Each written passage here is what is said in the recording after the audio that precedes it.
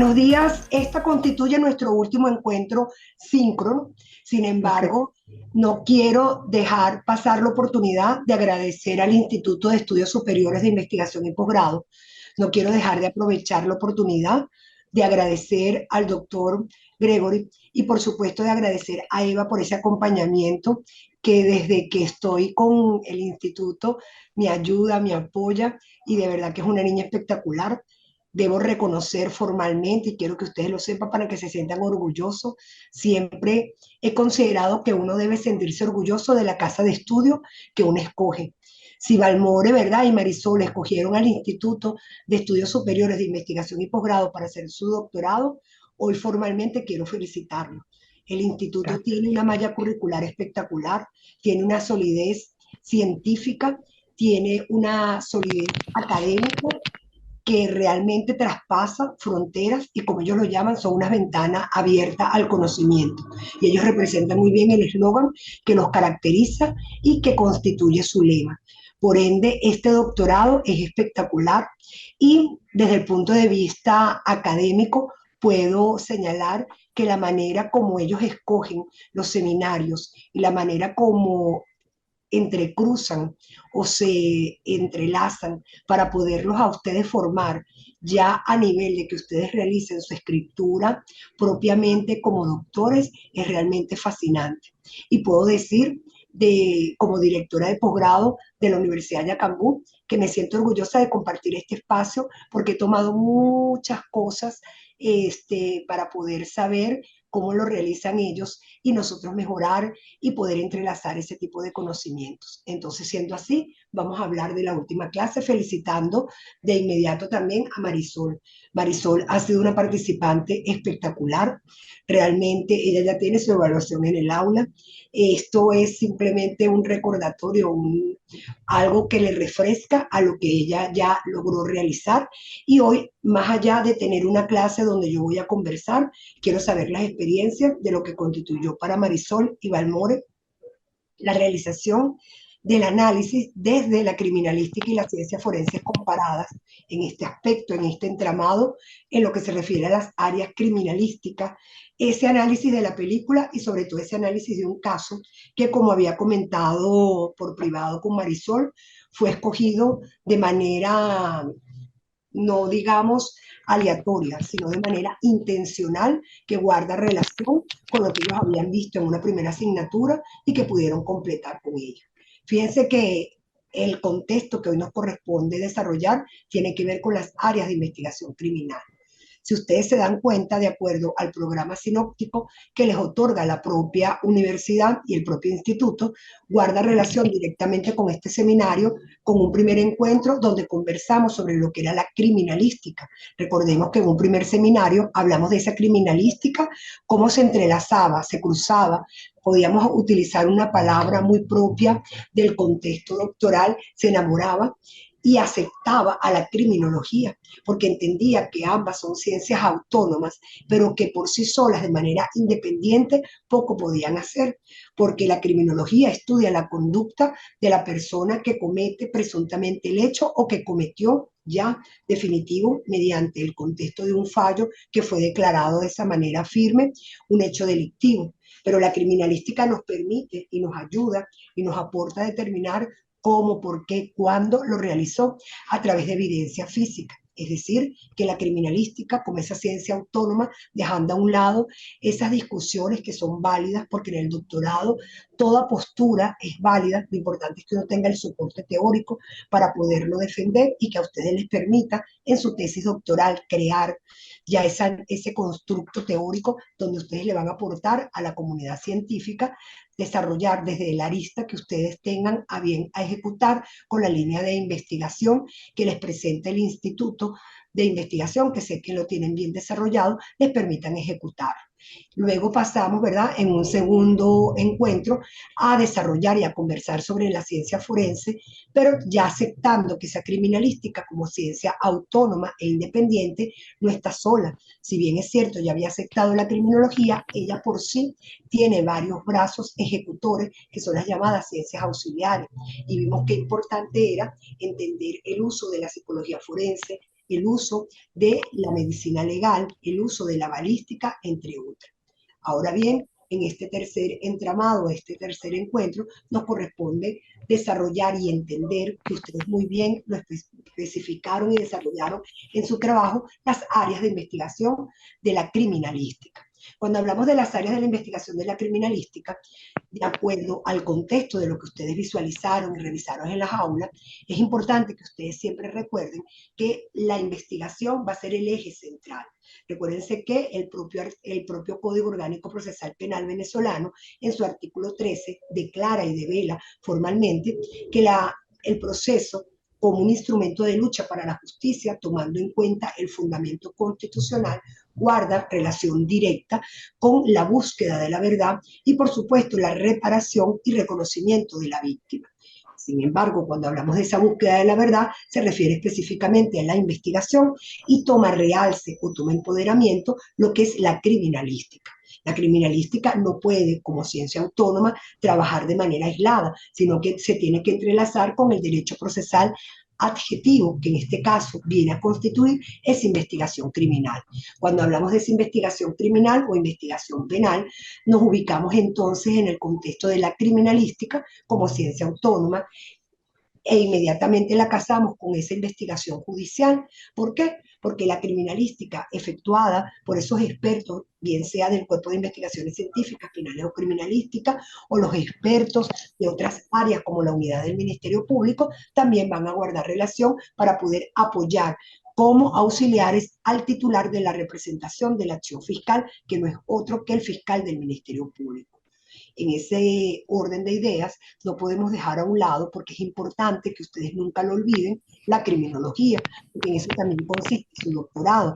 Esa ciencia que fue declarada ya autónoma desde hace un gran tiempo, pero que hoy se le da ese realce en esa conducta. De nada nos sirve determinar que una persona dio muerte a alguien porque lo ejecutó, lo que nos permite para dar cumplimiento a ese artículo 13 del Código Orgánico Procesal, a no olvidar a la victimología, porque también tenemos que tomar en consideración que no es importante o no es solo importante el sujeto activo, sino el sujeto pasivo. Recuérdense que la victimología también ya ha sido declarada una ciencia autónoma y esa victimología en sus nuevas tendencias guarda relación directa con la victimidad y con la dogmática, es decir, que deja a un lado ya ese aspecto positivista de que las víctimas solamente son las que están declaradas formalmente por una ley, sino que existen otras víctimas que requieren identidad, y esas víctimas que requieren identidad es lo que estudia la victimidad, que es ahorita el nuevo aspecto que está trabajando de manera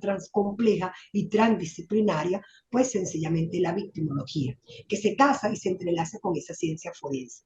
Siendo así, podemos, ¿verdad?, definir a los efectos de este seminario que esa investigación criminal puede ser determinada como un conjunto de saberes interdisciplinarios. Es decir, desde mi postura, de la cual se las declaro formalmente, que ustedes pueden apoyarla o pueden sencillamente no estar de acuerdo, pero sí considerarla como válida para los estudios que ustedes se presenten, tiene que ver con un conjunto de saberes interdisciplinarios. Es decir, para poder investigar, yo no puedo solamente hacer uso de la criminalística o de manera aislada de la criminología, sino que tengo que entrelazarlas como redes.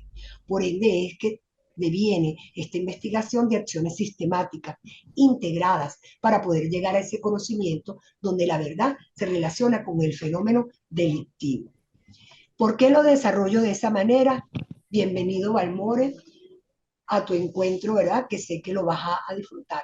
¿Por qué se desarrolla de esa manera? Porque sencillamente nosotros estamos hablando que cuando pretendemos hablar de esa investigación criminal, es importante, y ese constituye el aporte que yo pretendo dejarles a ustedes, a Valmore como comisario, ¿verdad?, que dirige una serie de expertos en un área bien importante en Venezuela, a Marisol como médico, que tiene, ¿verdad?, un aspecto fundamental para poder desarrollar en esa ciencia auxiliares, determinar que no existe investigación criminal y no puedo darle el realce que tiene la criminalística como ciencia autónoma o a la criminología como ciencia autónoma autónoma apoyándose de la victimología y por supuesto de otras áreas que pudieran servir si yo no entiendo que debo crear siempre una teoría fáctica que deviene del tipo penal.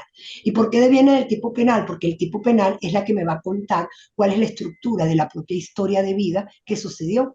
Es decir, cuando ocurre la muerte de una mujer, pongamos el caso, que teóricamente yo pudiera, por considerar que es la muerte de una mujer, visualizar si estamos en el contexto de un delito de homicidio o de un delito de femicidio, Código Penal o Ley Orgánica sobre el Derecho de la Mujer a una vida libre de violencia, lo primero que se va a preguntar en el contexto de una investigación criminal es cuándo sucede. Y para poder yo saber cuándo sucede, la figura de la criminalística debe entender que no puede trabajar de manera aislada, sino que tiene que estar apoyada con el aspecto sustantivo y el aspecto procesal, es decir, cuáles serían los elementos del tipo. Si hablamos de la muerte de una mujer, recuérdense que ya muy bien lo ha determinado la ley especial, pero también las sentencias, fallos y doctrinas del máximo tribunal, así como los instrumentos jurídicos internacionales, que no toda muerte de mujer es un femicidio, sino que para que pueda ser catalogado como un femicidio, tiene que ser por el contexto de odio a esa mujer. Es decir, que tengo que analizar el elemento del tipo como criminalista para poder determinar si estaría investigando un homicidio o un femicidio. ¿Por qué hago paréntesis o doy realce a ello? Porque no es lo mismo investigar un homicidio que se investiga por las técnicas propias de la criminalística a investigar un femicidio porque ésta se investiga a través del protocolo de actuación de los femicidios. Pongamos, ¿verdad?, en el contexto de que yo averiguo cuándo sucedió que se le dio muerte a esa mujer, también dónde ocurrió. Ocurrió en la casa. En esa casa, ¿quién se encontraba? ¿Habían testigos? ¿Estaba solamente con su pareja? ¿O fue que entraron unas personas y agredieron sexualmente de esa mujer y después de que agredieron sexualmente de la mujer, le cortaron el cabello? Luego de que le cortaron el cabello, la mutilaron y luego le muerte a ella. Es decir, cuál es el momento donde se pudieran ejecutar. Lo que me permite ir a una tercera pregunta: ¿quién lo hizo? Que sería el elemento subjetivo, es decir, entrelazamos la criminalística con el derecho sustantivo y el derecho adjetivo. ¿Pudo haber sido su pareja o fueron personas que de manera aislada o de manera aleatoria entraron a esa casa para poder ejecutar un robo? Es decir, ya estoy hablando de un concurso real de delitos y poder visualizar la existencia de los mismos. ¿Qué hizo? ¿Cuál sería la conducta de esas personas que cometieron ese concurso real del delito? Cuando señalamos ese aspecto, preguntamos entonces, y ahí se entrelaza con la criminalística, la victimología. ¿A quién se le hizo? A una mujer. Esa mujer tiene identidad. ¿Cuáles fueron las circunstancias de modo, tiempo y lugar para poder visualizar en ese contexto que toma realce ese plus el resultado de la conducta y por supuesto ese móvil del por qué lo realizó? ¿Fue de manera aleatoria o fue por un sentimiento de venganza? Lo que le permitirá al investigador criminal determinar definitivamente si eso ocurrió de esa manera para poder orientar la investigación con esos elementos que es considerado por el Código Orgánico Procesal Penal definitivamente como elementos probatorios. Eso permite, ¿verdad?, que el investigador tenga una teoría probatoria del constructo del caso. ¿Por qué hablo de constructo? Porque recuérdense, queridos amigos, ¿verdad?, en este caso Almores y Marisol, ustedes van a ser doctores y a partir de este momento o a partir del momento de que ustedes ingresan a un doctorado, tienen que comenzar a elevar el discurso. Y cuando ustedes elevan el discurso, significa que le otorgan la palabra precisa a lo que constituye cada uno de los elementos. Y allí es que nosotros hablamos de esa construcción y de ese constructo por medio de elementos cognitivos. Y esos elementos cognitivos, que pudiera ser la razón, que lo van a hacer uso ustedes en su tesis doctoral de ese contexto ontopistémico que tiene que ver con los elementos materiales que se van a convertir en elementos de convicción y posteriormente en elementos probatorios, que no es más que esa evidencia, bien sea física o de información, que logró recabar el investigador.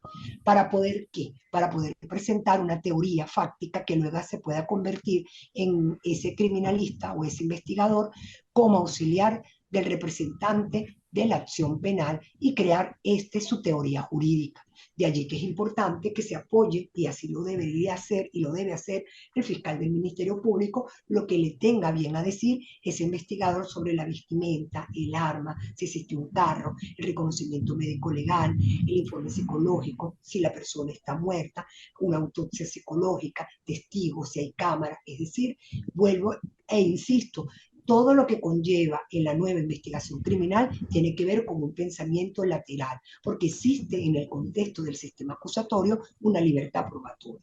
Esa libertad probatoria, en cuanto al contexto de un doctorado, deben ustedes visualizarlo a través de un pensamiento, desde mi visión, transdisciplinaria e interdisciplinaria, porque estamos hablando de la transcomplejidad y de la complejidad de lo que constituye una investigación criminal.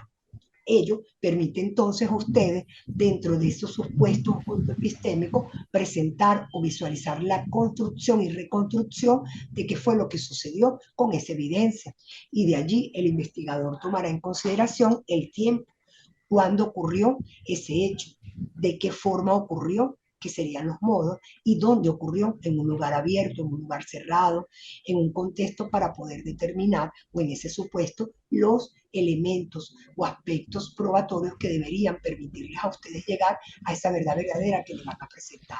Siendo así, pues entonces tenemos que el objetivo que va a tener la criminalística junto con esa investigación criminal es investigar hechos que pueden devenir de una denuncia o de una querella. Es importante aclararles a ustedes que la noticia crimini, que anteriormente era considerada para los fiscales del Ministerio Público como un aviso sobre la ocurrencia de un hecho punible, en los actuales momentos, con la nueva tendencia de la Fiscalía General, en este caso de la gestión del doctor Tarek William Saad, determina que una noticia crímenes ya no necesita que el fiscal del área metropolitana de Carabobo, de Barquisimeto, tenga que solicitarle permiso al fiscal general, sino que él está llamado por mandato de circulares a investigar esa noticia crímenes. Siendo así, también ese contexto de investigar nos obliga a determinar si realmente se cometió un hecho punible o no. Pongamos el caso de la figura de que invaden una casa. ¿Esa invasión constituye un hecho punible o realmente constituye un hecho, una arista que corresponde al área civil? No podemos utilizar la prosecución penal, no podemos utilizar el aparataje de lo que constituye el poder punitivo del Estado, llamar a Carneluti, que nunca va a dejar de estar de moda, siempre debe estar presente en cualquier contexto y discurso, que el derecho penal consiste en la última razón del derecho. Por ende, se pretende, ¿verdad?, que cuando el derecho penal actúa, ¿verdad?, en función, definitivamente, porque no logramos llegar a determinar una convivencia social. De allí es que nosotros logramos identificar a través de los métodos ese resultado científico que solamente lo puede dar el experto, que le va a generar diligencias o promocionar, estructurar esas diligencias para llegar al responsable del hecho criminal. Por ende, todo investigador criminal en el área en que ustedes se vayan a encontrar, y sobre todo los que están optando a ser doctores en ciencias criminalísticas, no pueden omitir lo que es el derecho penal, cuál es la estructura de la norma, en qué consiste la teoría del delito, en qué consiste la teoría de la pena, para entrelazarla y entrecruzarla con el proceso penal, con la acción de poner en movimiento el aparataje jurisdiccional, es decir, cuándo lo debe hacer el fiscal del Ministerio Público, cuándo lo puede hacer el órgano auxiliar, en este caso el investigador, esa teoría propia del proceso, esa teoría propia de las pruebas, visualizar en qué consiste un fallo, que es la llamada teoría de las resoluciones, y por supuesto qué fallo pudiera ser impugnado o no, aun cuando sean abogados o no.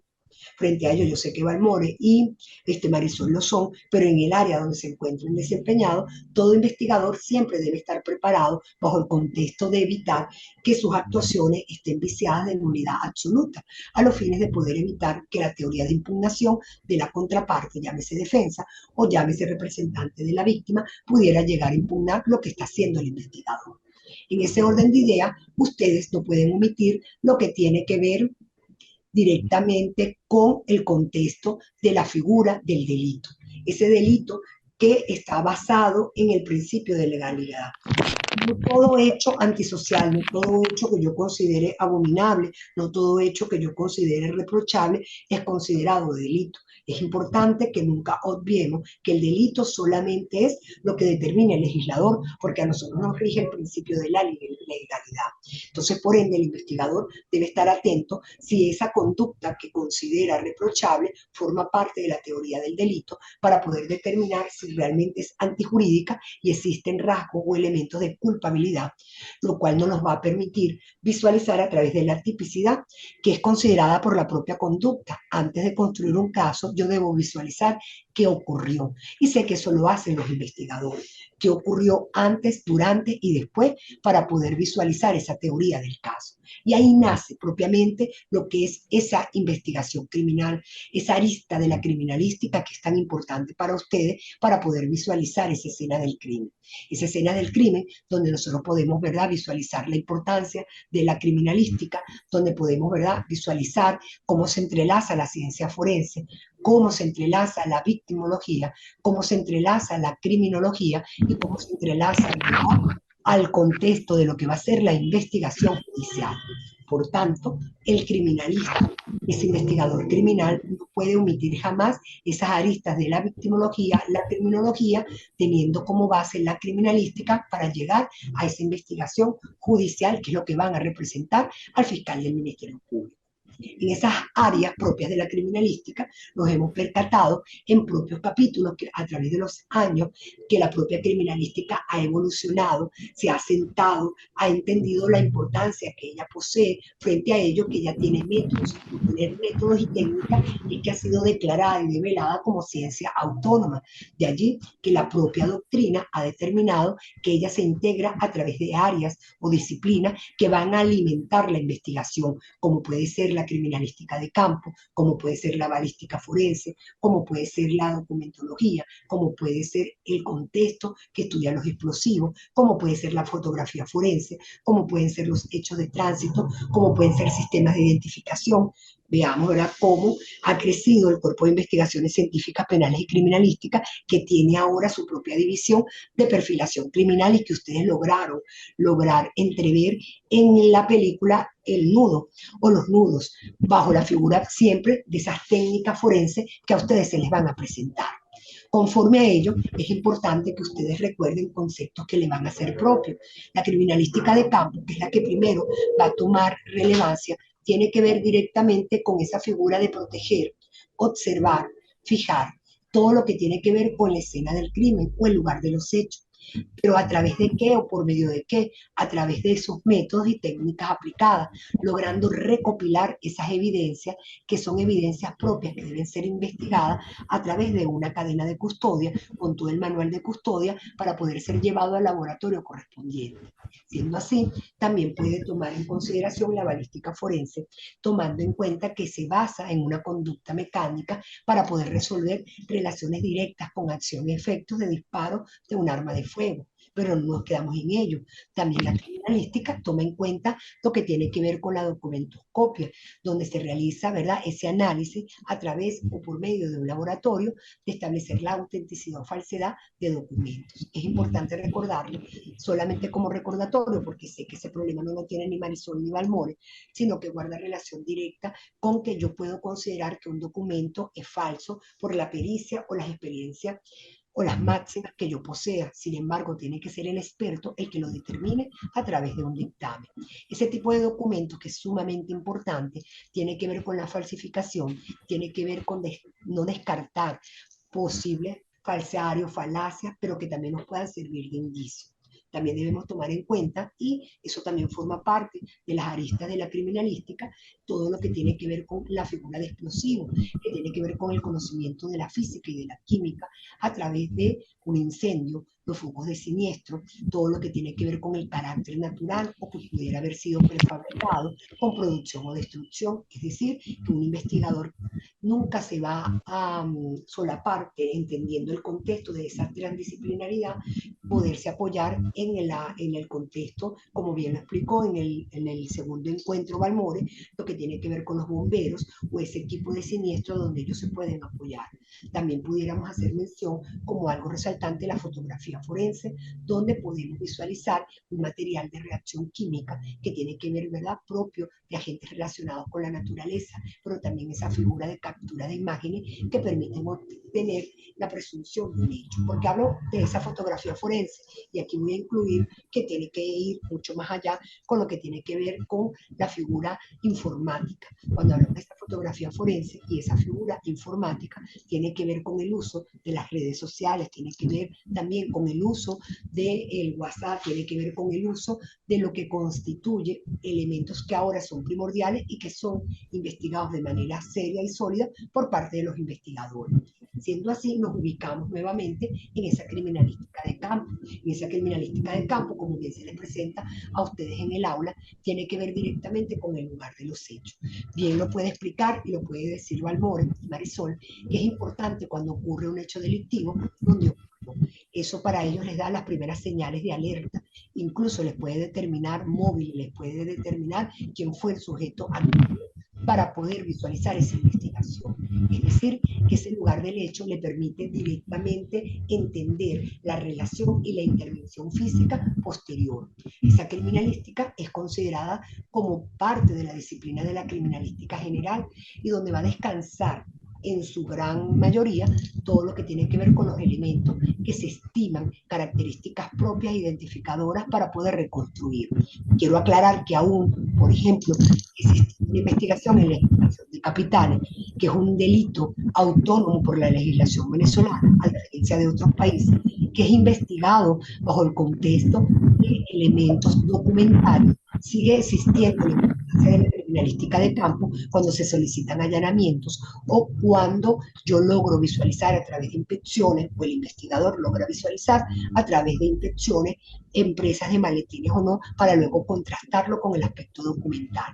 Por ende, esos métodos tienen relevancia en esa criminalística, primero para proteger el lugar de los hechos, segundo para poder observar el lugar, tercero para poder fijar el lugar, cuarto para lograr coleccionar las evidencias, quinto para poder embalar, sexto para poder etiquetar, séptimo para poder filtrar, por supuesto y llevar el suministro al laboratorio correspondiente. ¿Por qué se fijan esos pasos? Para poder garantizar lo que habíamos hablado desde el inicio. Recuerden que nosotros nos estamos orientando directamente a lo que va a ser la figura de la investigación judicial. El investigador criminal se dirige y se prepara, solidiza, da solidez, robustez a lo que va a ser la investigación criminal. Para eso utiliza ese pensamiento lateral. Cuando hablamos de ese pensamiento lateral y lo señalamos en esa figura de lo que pudiera significar, entonces hablamos dentro del contexto de lo que pudiera significar y llevar de manera adecuada.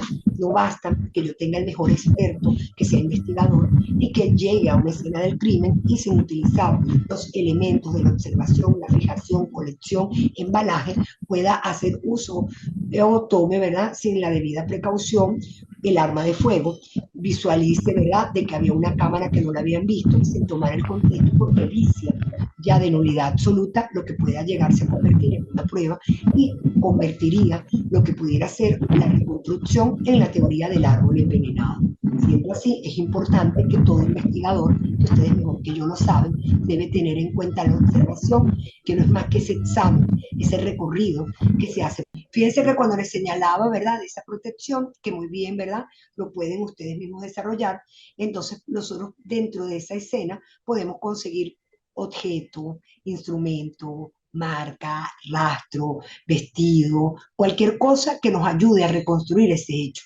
De allí que muchas veces se enuncian como parte de esos indicios las armas blancas, armas de fuego, casquillos, balas, proyectiles, algunas huellas de impacto, rastros, manchas de sangre, que comienza a retroalimentar y a lograr visualizar en esa teoría del caso al investigador.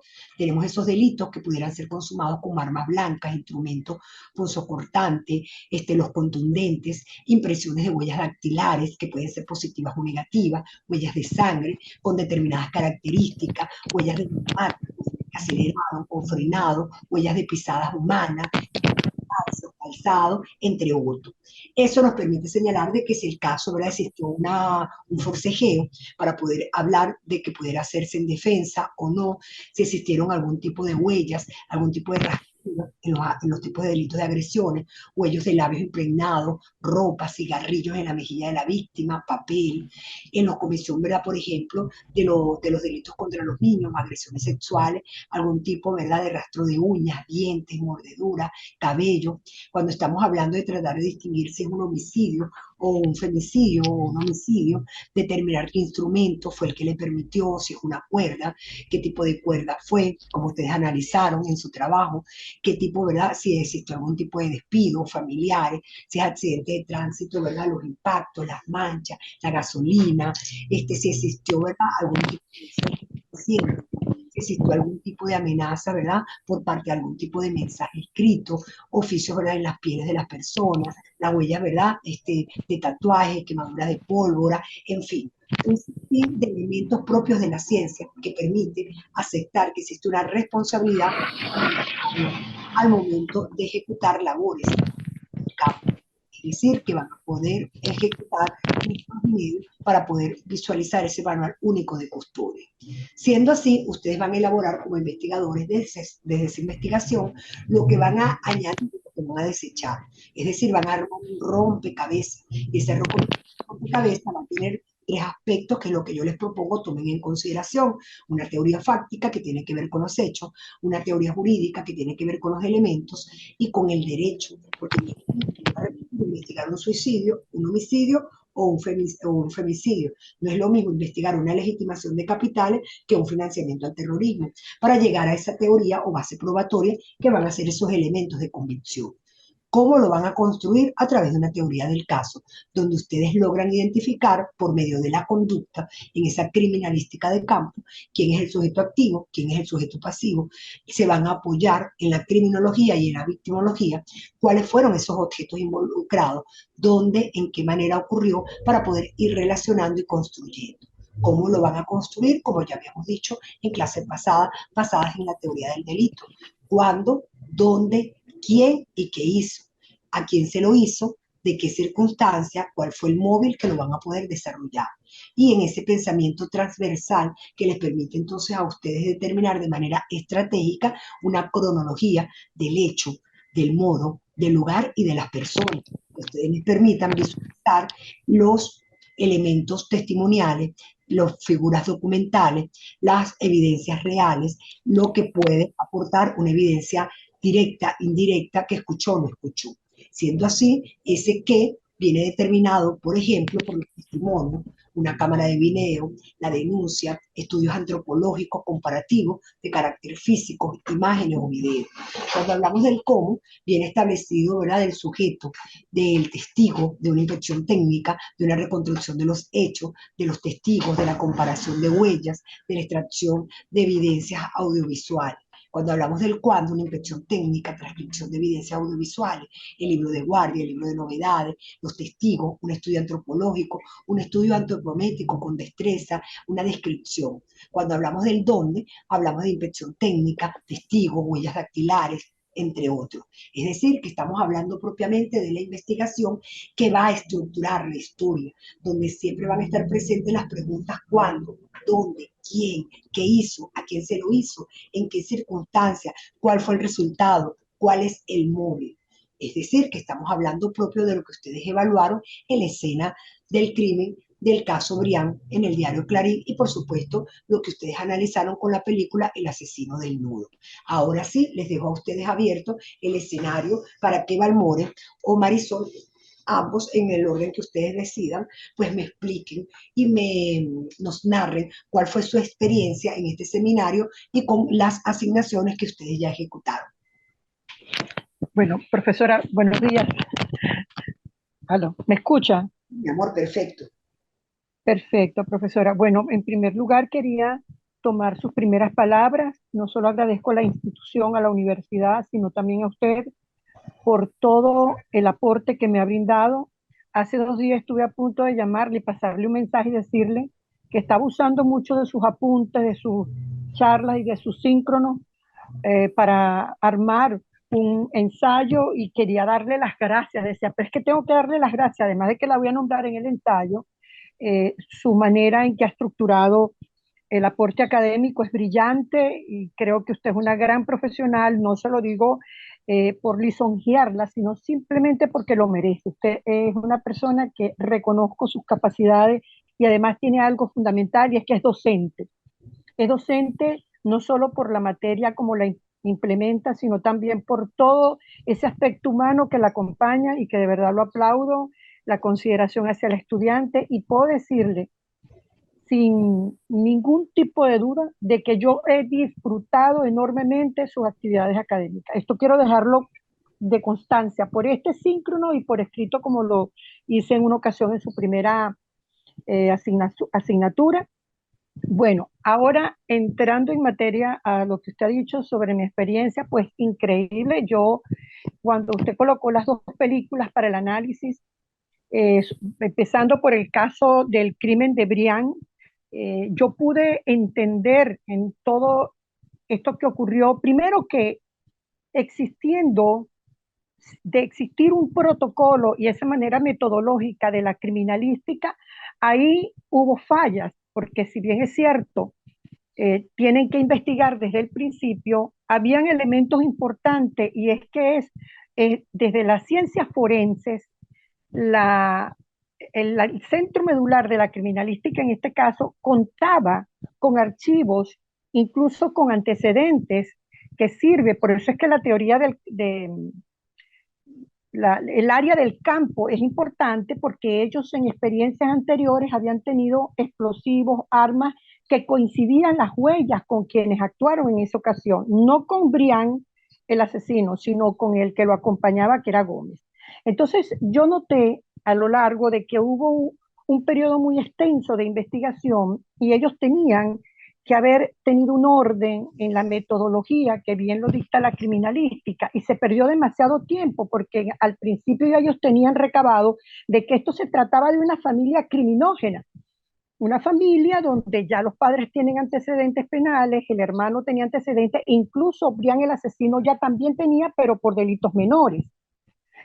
Podría decir que allí se mediatizó, prácticamente el diario se convirtió en un juez y donde ya flotaba en el aire como si ya existía un hecho delictivo probado, tipificado, y no era así, porque faltaba mucha tela de cortar, no solamente en la víctima, ¿verdad? Que había que estudiar la victimología en este caso, porque se trataba también de un menor de edad, sino que hubo muchos juicios de valores por parte de la prensa que distorsionaron el hecho y que incluso el Ministerio Público se apoyaba mucho en esas noticias crímenes que estaba dando el diario Clarín. ¿Me escucha, profesora? ¿Aló? ¿Aló? Ay, Dios. Profesora, ¿me escucha? Sí, mi amor, te estoy escuchando perfecto. Es que estoy aquí Ah, porque fascinada el recorrido que hace y lo importante, ¿verdad?, de que lograron entender, ¿verdad?, de que la criminalística sola no puede y la importancia que le estás dando a la victimología. Y dijiste algo muy importante, fíjate cómo las personas fueron condenadas absueltas por un medio de comunicación social.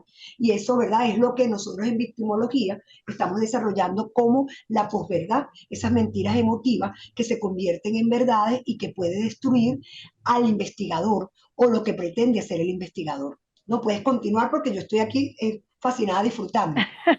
sí, entonces todo lo que la prensa iba dictando ya era una pauta para el Ministerio Público e incluso para la sociedad, porque la sociedad también tomó cartas en el asunto en un juicio, hizo un juicio social. Cuando ellos se trasladan al centro policial, destrozan todo e incluso trataron de amedrentar a los cuerpos policiales que generó a través del jefe de policía la destitución en pleno de todo el equipo. Es decir, que esta acción social, que es muy interesante estudiarla desde el punto de vista de la criminología como ciencia social, tuvo un peso, pero tuvo un peso no muy bien equilibrado, porque también pudo haber existido otro delito o pudo haber ocurrido otra desgracia por medio de la actuación social.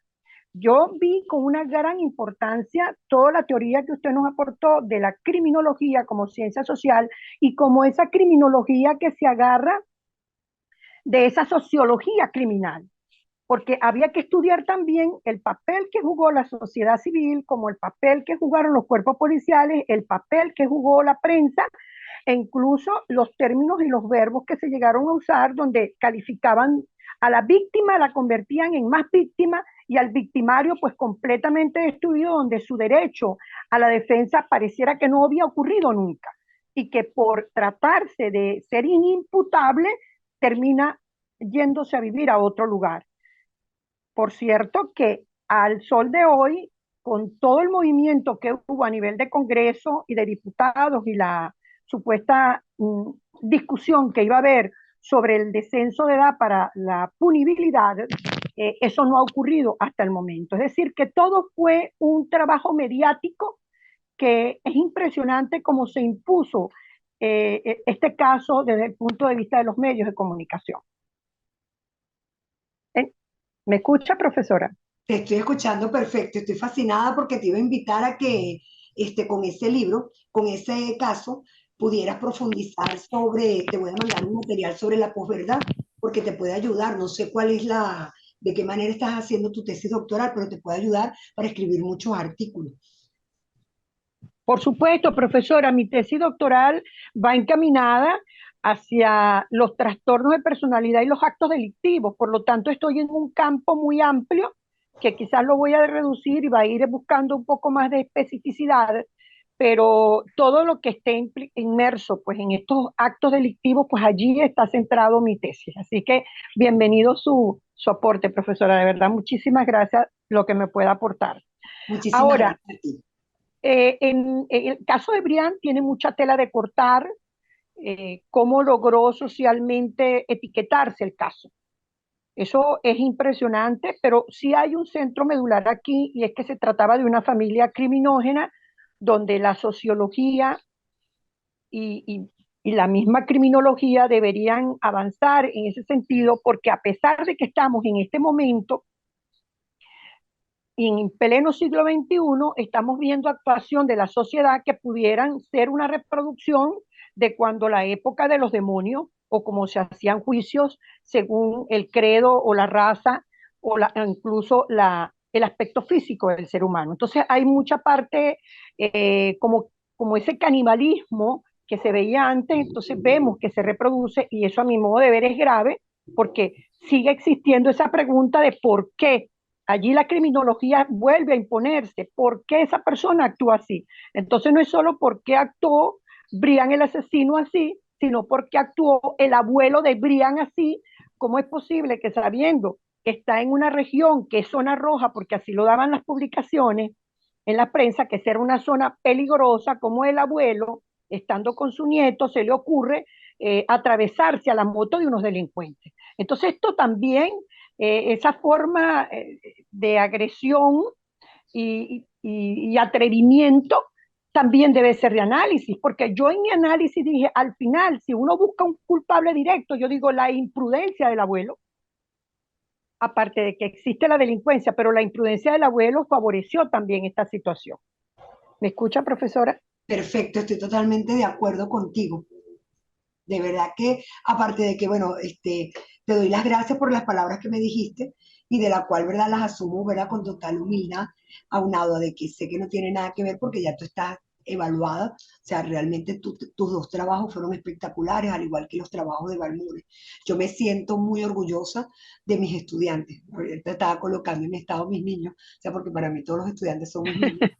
Realmente me siento muy orgullosa de ustedes y la profundidad que debe sentirse complacido el instituto de tener personas que llegan a una profundidad de análisis propio, ¿verdad? De una persona que está en un estudio doctoral. Y en cuanto a la película del nudo, Sí, y del asesino, sí, en cuanto a la película del nudo, sin lugar a dudas, es impresionante, además de que estamos hablando de un hecho completamente real. Por supuesto, la película hizo algunas transformaciones y se adaptó a la esencia del caso real, por eso fue que en mi trabajo se lo dividí, Dije, Ujú. ¿qué pienso desde el punto de vista de esta película de ficción y qué pienso sobre los hechos reales del asesino del nudo? Podría decirle que me permitió conocer, e incluso allí me conectó mucho con el guionista de la película, porque lo que buscaba el guionista era demostrar cómo existe una doble cara, pero esa doble cara la conecto también yo con mi tesis doctoral. Y es ese problema, ese trastorno de personalidad donde vemos a las personas con una o mil caras, ¿verdad? Y que este hombre logró durante 32 años desviar la atención de su verdadero comportamiento delictual y cometer 10 crímenes que solo por las ciencias a las áreas de la criminalística, las ciencias auxiliares, se logra detectar a este hombre cuando envía él, finalmente en el año 2004, a finales del año 2004, el disquete, donde ellos detectan por todos estos sistemas cibernéticos, detectar de que se trataba de un hombre que trabajaba en una iglesia luterana. De manera que en esta película de El asesino del nudo, no solamente logro estructurar distintos aspectos de la criminalística e incluso de la criminología. Por un lado, vemos un proceso, una conducta delictual muy bien disfrazada, lo que me motiva al estudio de los trastornos de personalidad, sobre todo de las psicopatías. Luego vemos cómo las ciencias y a lo largo de 30 años logra burlar, porque para ese momento, tal que se confirma de que se trata del asesino del BTK a través de los genes de su hija, queda demostrado que las ciencias auxiliares, estas ciencias forenses de la criminalística, son determinantes, porque ese hecho delictivo estaba en el aire, pero luego tomó base cuando se determina de que sí se trata de él a través de los genes de su hija. Entonces esto es una cosa maravillosa, porque ellos tenían coleccionado dentro de los archivos, tenían el semen de distintas víctimas, pero no tenían cómo compararlo. Por eso es que esta materia de ciencia forense comparada me parece extraordinaria, maravillosa, porque me permitió ver cómo la parte cibernética, las nuevas tecnologías, el Internet y el mundo de la genética, la determinación del ADN, fueron fundamentales. Ellos suponían, sabían, tenían colectadas muchas pruebas, pero no tenían cómo compararlas hasta que surge el ADN de la hija. Y es allí donde dicen, en cuestión de 3 meses, este hombre fue imputado de manera definitiva. Y allí pues un gran ejemplo de ese campo de la ciencia forense. Que quedó excelente, mi amor, que disfruté sobremanera tu trabajo. De verdad que sí, fíjate, Balmores, ¿verdad? Se salió, lo disfruté muchísimo y es cierto lo que tú dices. Yo vi cómo tú analizaste el trabajo en cuanto a la película y luego, ¿verdad? Cómo haces tú tu análisis personal y eso es lo que constituye verdaderamente el análisis de una persona que está estudiando un doctorado. O sea, no se queda en lo que le dice el docente, sino que va más allá, crea su propio supuesto, crea su propia teoría y pues, niña, quiero decirte, Marisol, que usted está preparada para que comience a darle, ¿verdad?, a su tesis doctoral, para que escriba, porque tiene, ¿verdad?, un discurso bien elevado, tienes un discurso ontopistémico bien determinado, pero sobre todo tienes criterio propio y eso es importante, porque el doctorado lo que lo distingue definitivamente es ese criterio propio que te hace a ti poder crear una teoría para poderlo visibilizar en la comunidad científica. Creo que Balmore, ¿verdad? Ha tenido problemas, ¿verdad?, con la conexión, pero fíjense que el encuentro de hoy que Eva, tan hermosa, ¿verdad?, nos dio la oportunidad de poderlo, porque es un encuentro corto, era sencillamente hacer un repaso de lo que iba a significar, me permite, ¿verdad?, a mí formalmente reiterar el agradecimiento al instituto y por supuesto el agradecimiento a Eva y sin lugar a dudas, tener la suerte, porque para mí cuando me volvieron a designar esa asignatura que yo le digo, ay, Gregory, qué bello, te amo, pero cuando veo quiénes son mis alumnos, pues lo amé más, porque qué suerte Yo amo la docencia aun cuando no soy docente, yo soy abogado, pero tengo 29 años dando clases. Y qué hermoso, ¿verdad? Cuando uno tiene alumnos que uno aprende, que uno se retroalimenta y que uno espera con ansia qué van a escribir para uno poder aprender y para poderlo poner de ejemplo. Tanto tú como Valmore son ejemplo de ello y reitero, el instituto debe sentirse orgulloso de tenerlos a ustedes como doctorandos en este estudio superior tan importante. Bueno, creo que Balmore no va a poder ingresar, no me ha vuelto a escribir, ahí me estaba escribiendo que tenía problemas con la conexión. Marisol, me queda desearte éxito, ya tú tienes, ¿verdad? La nota, sacaste 20/20, tú fuiste ya Gracias, evaluada, profesora. yo te hice la retroalimentación antes de estar en este encuentro, tuvimos encuentros privados, ¿verdad? Donde tuvimos algún tipo de intercambio y cuando tengas algún tipo de dudas o necesites, ¿verdad? Que yo o requieras o pienses que yo de verdad mi humildad pueda aportarte algo para tus próximos seminarios o que estés escribiendo, estoy totalmente a la orden porque realmente para mí es un honor estar compartiendo en estas ventanas del conocimiento y sentir y ver que ustedes próximamente van a ser doctores en ciencias criminalísticas para mí constituye el mayor de los placeres. No es una manera como muy normal, diría el docente, de colocarles películas, casos. A mí me ha servido mucho porque me enseñaron de esa manera. Tuve suerte de tener docente y he descubierto, ¿verdad?, a lo largo de estos 29 años, que el estudiante aprende muchísimo más cuando se colocan aspectos donde más allá de repetir o hacer preguntas, yo les permito a ellos la libertad de escribir porque en el conocimiento todo es válido. Lo importante siempre es tener un soporte y por eso, ¿verdad?, yo me siento feliz cada vez que un alumno de forma meritoria tiene 100. Muchísimas gracias. Ojalá y pueda tener más materias con usted. Yo creo que usted es brillante y su condición de docente es indiscutible. Usted es una docente de verdad a uno. La felicito, mi afecto, mi respeto y de verdad mi admiración eterna. Muchas gracias por haberme regalado sus conocimientos. Gracias, mi amor, estamos a la orden. Gracias, Eva. Damos por culminado este encuentro en el día de hoy, recordándoles, ¿verdad? Siempre, ¿verdad? Lo que habíamos hecho la vez pasada con una frase que me encantó. La habilidad es lo que tú eres capaz de hacer. Ustedes lo han demostrado. La motivación determinará que lo haga. Ustedes lo demostraron. La actitud determinará cuán bien lo haga. También lo demostraron el 100% porque tanto Valmore como Marisol son excelentes. Muchísimas gracias y nuevamente gracias por la oportunidad.